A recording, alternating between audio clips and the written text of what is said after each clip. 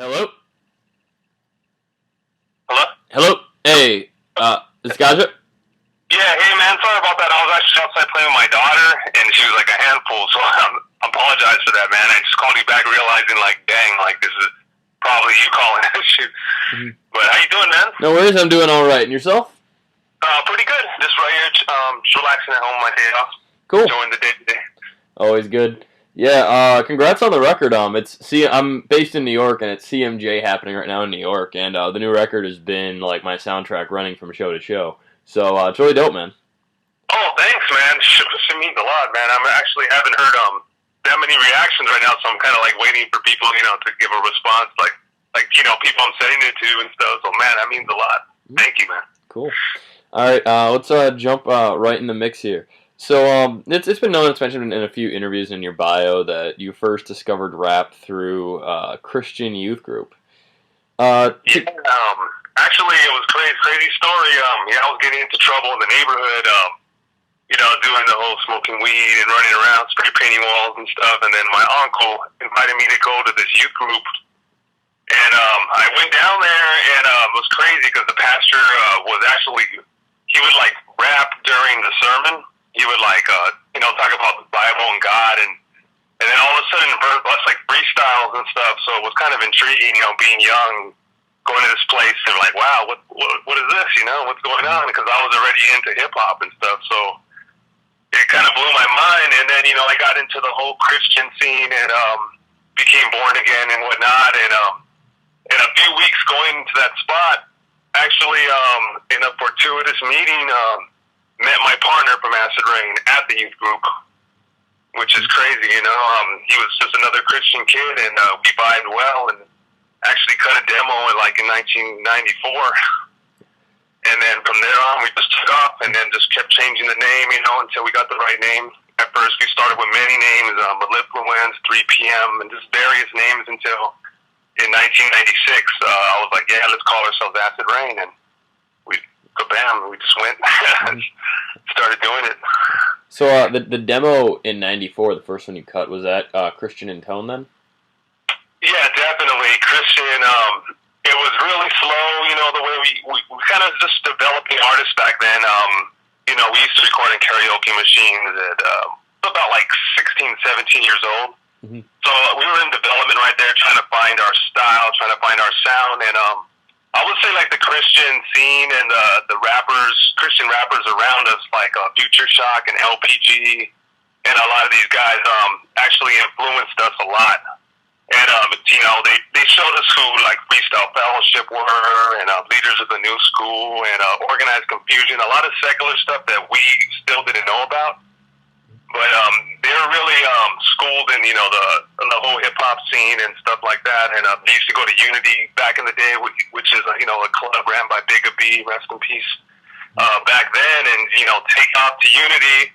We would have these Christian sleepovers, and they would come back like at 4 in the morning and tell us how dope it was that they just saw Mos Def or Jay with the Damager or Common before Common when he was Common Sense. Right.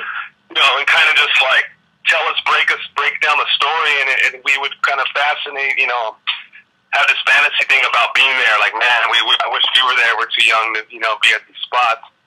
But I would say like those guys, LPG, Future Shock, a lot of the Tunnel Rap family and LA Symphony, and all those guys are really mentors to us as far as, teaching us about the roots of hip hop and furthering our knowledge in that realm. So it was cool, man.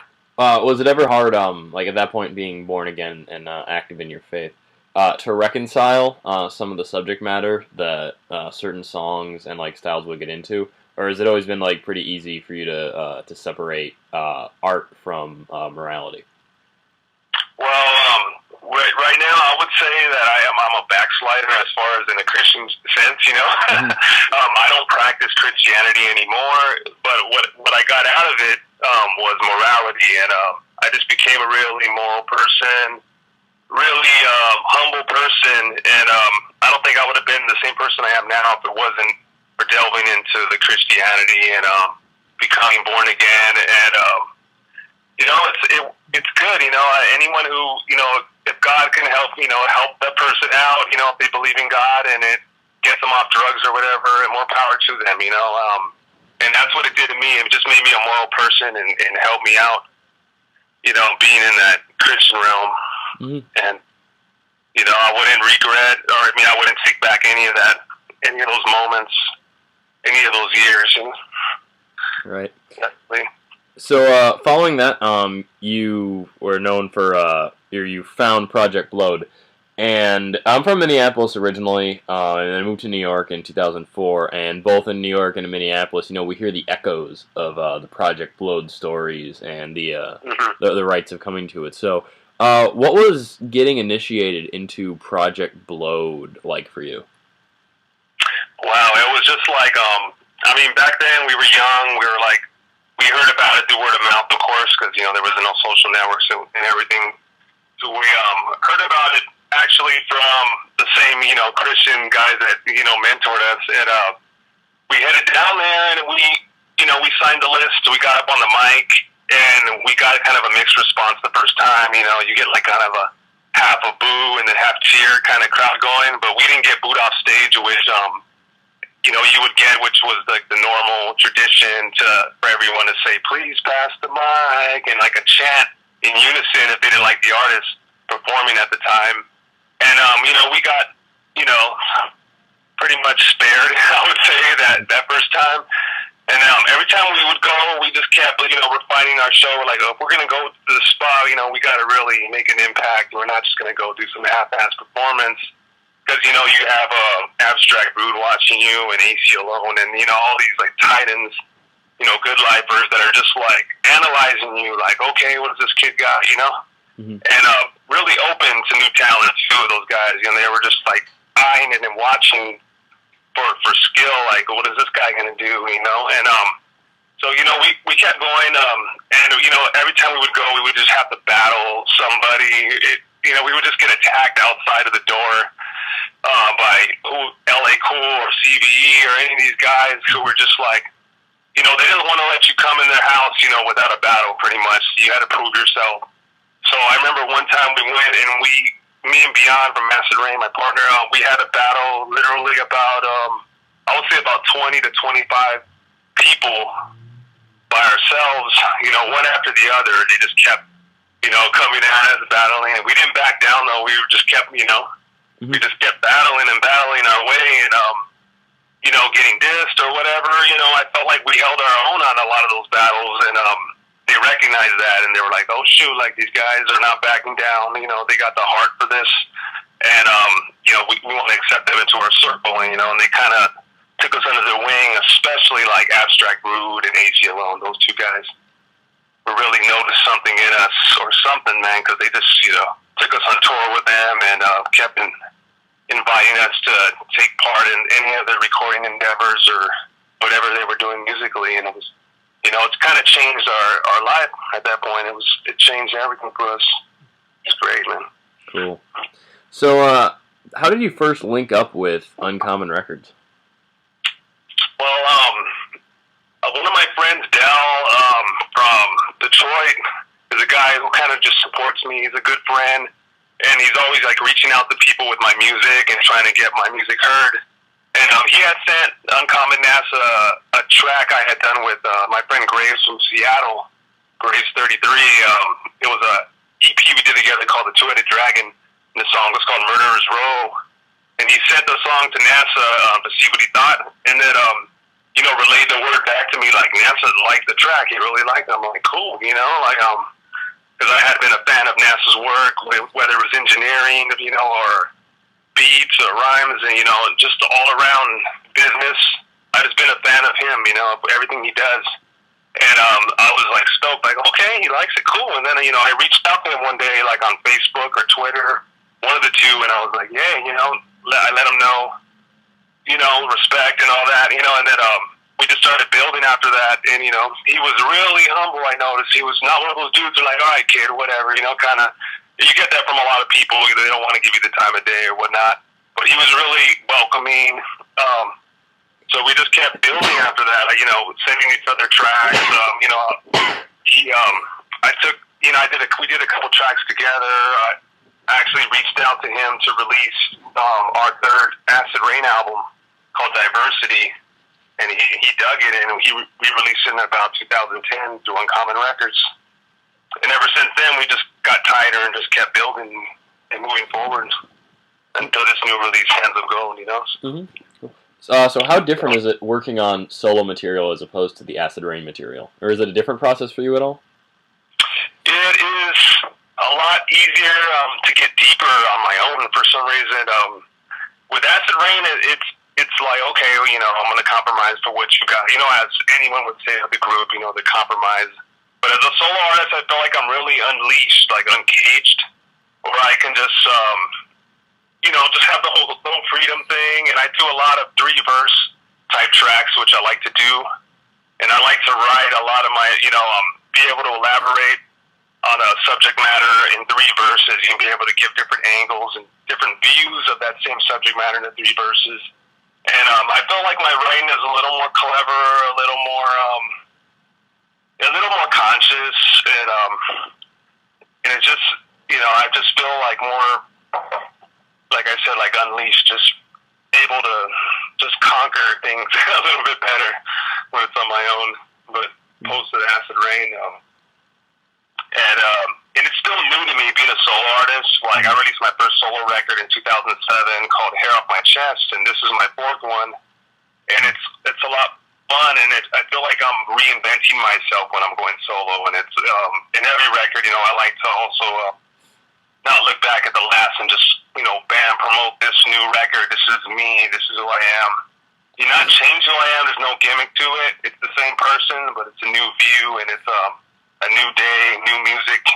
You know, like something new and refreshing. Like that's pretty much, you know, my kind of thing. Like Acid Rain, we've been doing it for so long, you know, and we don't release records too often, but when we do, you know, they're always cool. We always enjoy making them, and you know, we're still about to release a new record pretty soon with MC from Japan named MC Devil, and it's a bilingual record, Japanese and English, which should be coming out shortly. So yeah, I'm still grinding with that. So this is your 4th solo record, but is this the first one where it's just one MC, one producer? Well, actually, my last record I worked on was with Mute Speaker from the UK, and he produced the whole record. It was called On and Offspring. Mm-hmm. And yeah, that record right there was probably the first one I did with a single producer, and this is the second. But I like the process because it's a lot quicker and it's a lot more efficient and easier to, you know, communicate with that one producer, you know. Yeah. Having that guy on deck and online, and you guys are on the same wavelength, you know, with time and with productivity, and it's a lot easier to get albums done with one producer, I think, because when you're, you know, working with multiple people, you have to, you know, pretty much stay in touch with all these different people, and you know, a lot of them are gone or on tour or busy, and it takes a lot longer to get beats back and stems and, you know, the back and forth thing. The process is just a lot. It takes a lot longer working with multiple producers. So this is kind of like the avenue I like to go for now. You know, you're working with one guy and, you know, really close communication type of deal. And I think records come out great like that too, because you know, it shows like different sides of that same producer. Like if you notice on my latest record, not one track sounds the same as the next track. You know, NASA's a producer who can, you know, pretty much, who's versatile, who can change up his vibes, and you hear that raw, like, prog rock feel on this album, or prog rap feel, I should say, throughout this album. You hear how everything's progressive, whether it's sampling or, you know, he's throwing some synths in there, you know, now. Yeah. And but everything just varies, and that's how I always like to keep my music, and not give you that same boom bap in every track or that same, you know, drum or hook, you know, sequence. I like to change it up on people, you know, but still, you know, be my stamp, but just hit them from a different place with every song as the album play progresses, you know. Yeah, what I found out really interesting about it is, and you mentioned, like, you know, the prog sound of NASA's production, and you know, and oftentimes with your flow, you ventured into the avant-garde realms, let's say, as well. And I think, like, the meeting you both have, like, on this record, like, working together, it's, in a lot of ways, kind of the most conventional sounding tracks both of you guys have been on in quite a while, and that was really cool. Just hitting both ends of the spectrum really well. Yeah, definitely. I mean, I think it has a lot to do with my musical influences and his as well. Because if you look at what NASA likes, he likes a lot of the prog rock type of stuff, and you can hear that in a lot of the drumming that you hear. The drum sampling and the loops and stuff, the organs, and you could definitely hear what he's into by this. That's the idea I get when I listen to his beats. I'm all, okay, I know he listens to it. There's some Emerson, Lake and Palmer in here. There's some stuff like that. And but I know what you mean as far as yeah, it is a little bit straightforward. A lot of it. A lot of this album is a little bit more conventional, but still a little on its own, a little out there. But I try to keep my flow. Usually sometimes I go a little too wild on albums, and that's not really what I'm trying to do for this one. I was trying to more relay a message, be more lyrical, get a little conceptual with this one, and I would say it's a little dark, this album, but not really gloomy, more hopeful. Mm-hmm. That you get hope out of it, within that midst of that darkness that you're hearing, and that's kind of what I would say brutally conscious, a little opinionated, this album. And, a lot of people might not agree with what I'm saying, but it's what I feel, especially in a song called, like, Off the Chain, where I'm just bashing people who wear gold chains, which is like most kids these days. So, it's daring, to say stuff like that, especially people that are just making music swiftly to sell records and solely to sell records and stuff like that. They're not, they have a whole formula to their music, which I don't.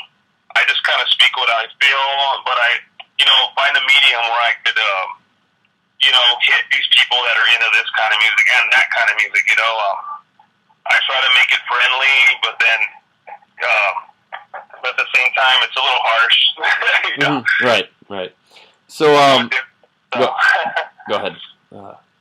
So I was going to say, so where does, I know it's the lyric comes on the record, but what made you decide on Hands of Gold are always gold for the title? That one, well, that title comes from a song from Game of Thrones, the book series, mm-hmm. A Tale of Ice and Fire, I believe. And it's a song, that Simon Silvertongue, a character on there, wrote for Tyrion Lannister. And kind of just describing him, how he had a mistress named Shay, and he's saying after all the dealings and the greed and all that in wars and carnage and whatever's going on, you're gonna, you're kind of, your salvation is the woman's kiss, the woman's warmth. So it says hands of gold are always cold, but a woman's hands are warm. Which, that embrace is kind of like is your salvation from the days of whatever, dark, cold shit you've done. Her holding you can save your soul, can make you feel warm and make you feel comfort and heal you pretty much.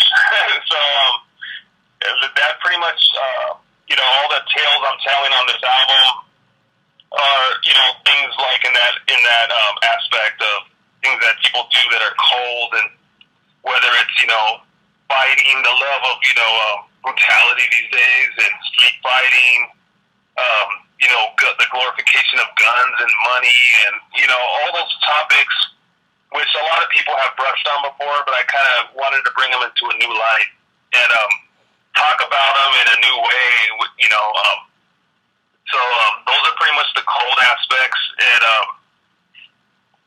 and then show that warm side, it's like almost like I'm playing Tyrion Lannister, who has been, who's a moral person, moral deep down inside, but he's caught up in, the family, and corruption, and, with the Lannisters, I don't want to, compare too much to Game of Thrones, but it actually came from that, and, but I don't want to, be like, oh yeah, this is the Game of Thrones album or nothing. We don't have to laugh about it a lot, You don't really want to make the relation too deep into that. But that's where the whole concept comes from, mainly. Yeah. Liars and cheaters and warmongers and whatever, whatever goes along those lines. Yeah. See, I thought the album was based off of Gilmore Girls. So, no, I'm kidding completely. Yeah. Cool. I'll tell you, elaborate on that. Yeah. That's interesting. Yeah. Well, thanks again so much for taking the time to speak with us today. Congrats on the record, and I'm handing this in tomorrow, so I'm guessing it's probably going to run on the LA Weekly site, if not Monday.